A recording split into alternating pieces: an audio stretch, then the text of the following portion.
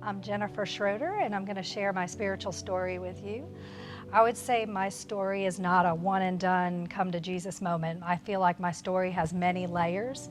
I once heard somebody share their testimony and compare it to an onion, and I could really relate to that because I feel like there's a lot of layers to my story.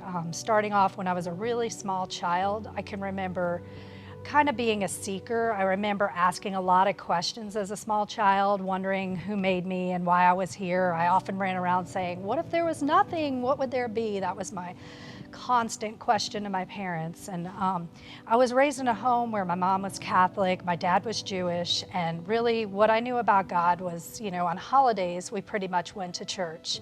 And as far as my dad's family went, when there was a Jewish holiday, we would go to family gatherings. They'd speak in another language and talk about Bible stories that I didn't really understand, and I didn't really believe them.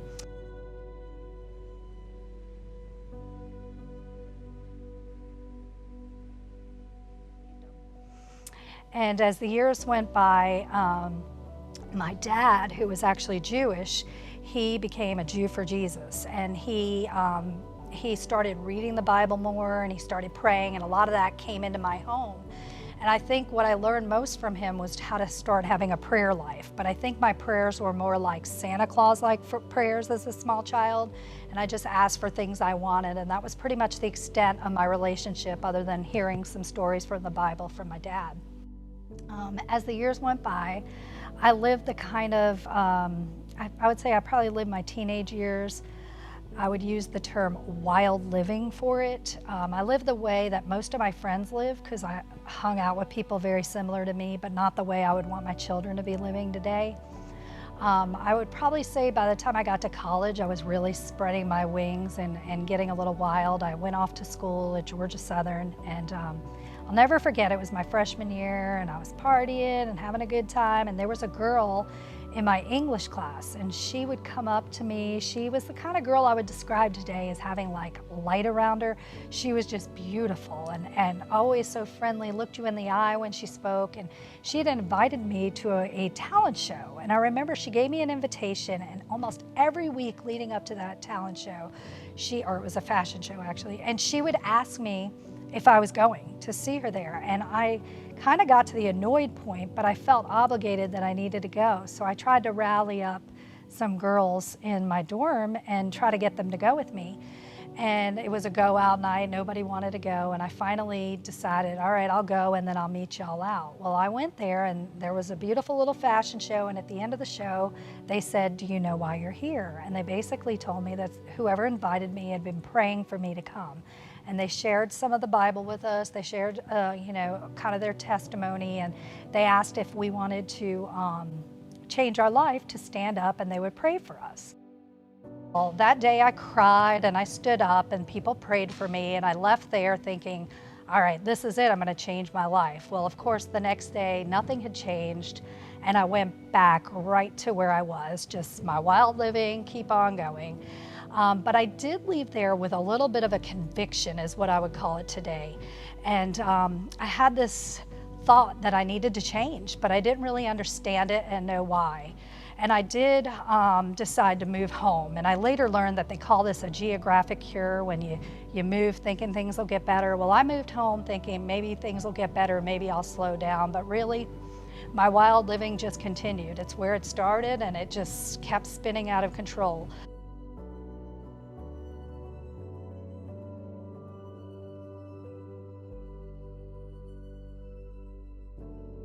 I did start attending a church here and there with my dad, and because of my curiosity, I remember when I finally graduated college, my dad said, why don't you go get your master's? I was trying to get a teaching degree at that point. He said, why don't you go to a Christian college so you can learn more about God?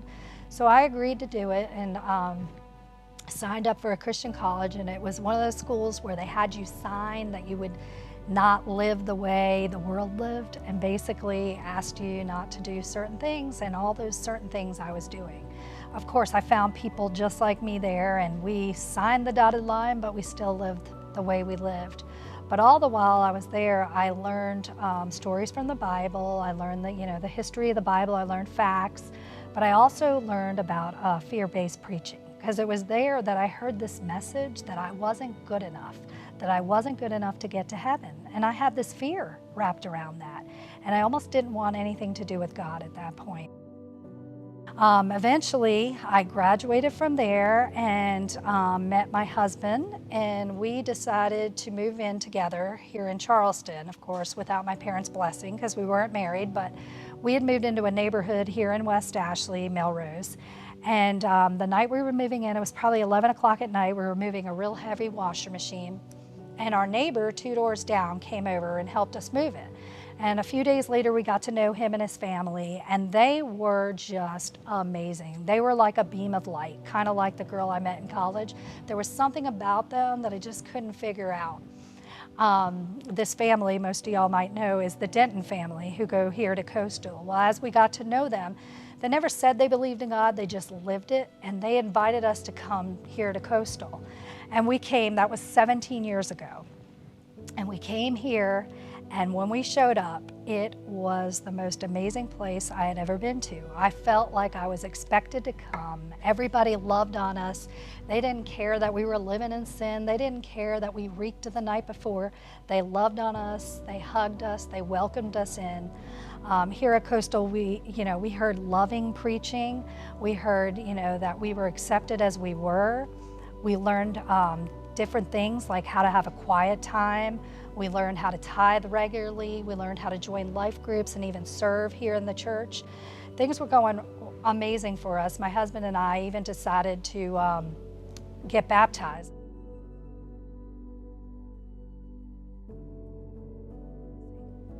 Well, all the while we were growing in Jesus at our own timetable. We were getting loved on. Just amazing things were happening. I still had this deep conviction, this thing that had been following me through the years, and I didn't really know what it was. And what I do know today, and I didn't know then, was that my life had a sin. It had sin in it. And this sin was, I was battling in my home with alcoholism. My husband and I were both raised in this wild living, and alcoholism had followed us through the years. And by the grace of God and learning to pray, I finally had the courage to share this hardship with actually Pastor Chris. But I didn't have the guts to say I had a problem. I only could admit that my husband did at the time. But just saying it freed me, just a little bit enough to share with more people. And eventually I shared with a couple that actually attends here at Coastal. And they had been going through the same thing we were going through. Unfortunately, my health was rocked because of alcohol. Our marriage was on the rocks. Financially, we were just downward spiraling. I did many geographic cures. We moved neighborhood to neighborhood because I thought that would fix me. And I finally, the grace of God, was able to speak to this couple about what was going on. And with their help and help of prayer and a lot of other people, I was able to quit drinking. And a year later, my husband joined me. And because of that, my health was restored. Financially, we got better. Our relationship was restored. It was just transforming. I know there are several more layers of this onion that God is going to reveal to me, and I look forward to it because I know He's not finished with me yet. Thank you for letting me share my story.